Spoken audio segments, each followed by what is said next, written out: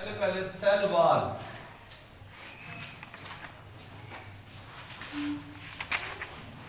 Cell wall जिन जानदारों के अंदर पाई जाती है, सेल वॉल एक बेजान मादा है जो कि किसी भी सेल को शक्ल सूरत, उसकी हिफाजत और उसकी सेल के अंदर जो होने वाले मूवमेंट, हरकत के लिए जरूरी है।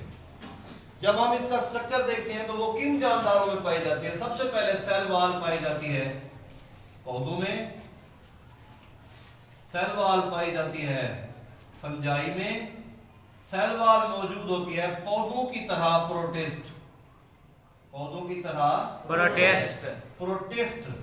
उन पौधों की तरह प्रोटिस्ट को नाम देते हैं अलजी का। इनके अंदर सेल वॉल मौजूद होती है। लेकिन यानी इसके अंदर सेल वॉल क्या होती है? मौजूद है। इनकी सबसे बाहर की दीवार है सेल वॉल, लेकिन सेल वॉल मौजूद नहीं होती। सेल वॉल मौजूद नहीं होती। किन के अंदर नहीं होती? उनमें है जानवर और जानवरों की तरह प्रोटिस्ट, जानवरों की तरह प्रोटिस्ट। इनके अंदर सेल वॉल मौजूद नहीं होती। ठीक है बेटा, समझ आ गई है?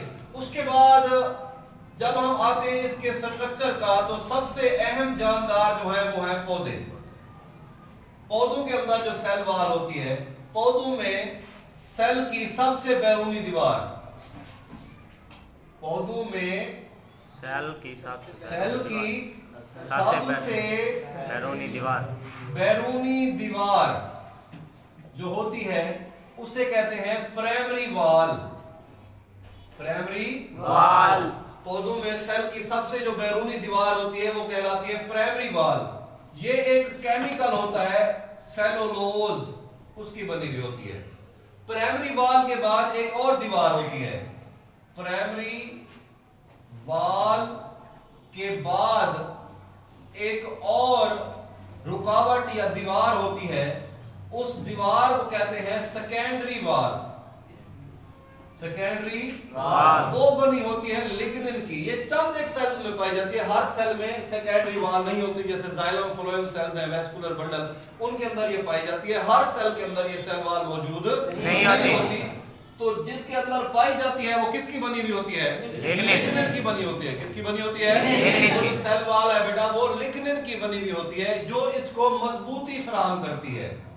सेल को क्या फराहम करती है? मजबूती और सहारा फराहम करती है।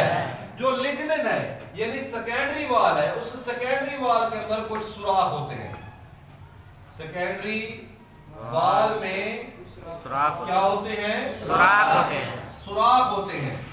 सेकेंडरी वॉल के अंदर सुराख होते हैं।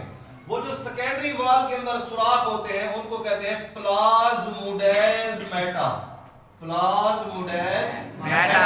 अब ये जो प्लाज्मोडेस्माटा, ये सेकेंडरी वॉल के अंदर सुराख पाए जाते हैं जो कि साइटोप्लाज्म और सेल के बाहर राब्ता कायम रखते हैं। यानी बाहर से जो मादा जात सेल के अंदर जाते हैं या सेल वाले मादा जात सेल से बाहर निकलते हैं, जिनकी जरूरत होती है वो सेल के अंदर जाते हैं, और जो सेल के लिए इजाफी होते हैं उनको बाहर खारिज किया जाता है। उसको जिस सुराख के जरिए खारिज किया जाता है वो है प्लाज्मोडेस्माटा।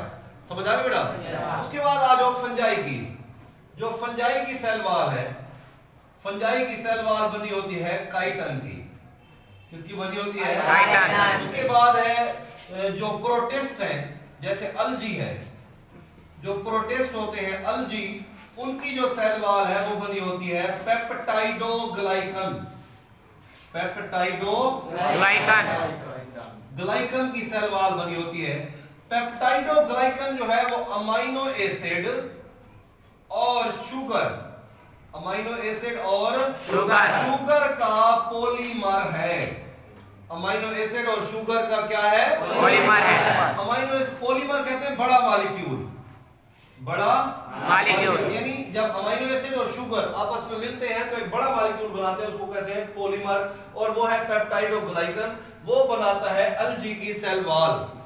ठीक है बेटा। अब देखिए इसमें आपने पढ़ा पेप्टाइडोग्लाइकन, इसमें आपने पढ़ा काइटन, इसमें आपने पढ़ा सेलुलोज।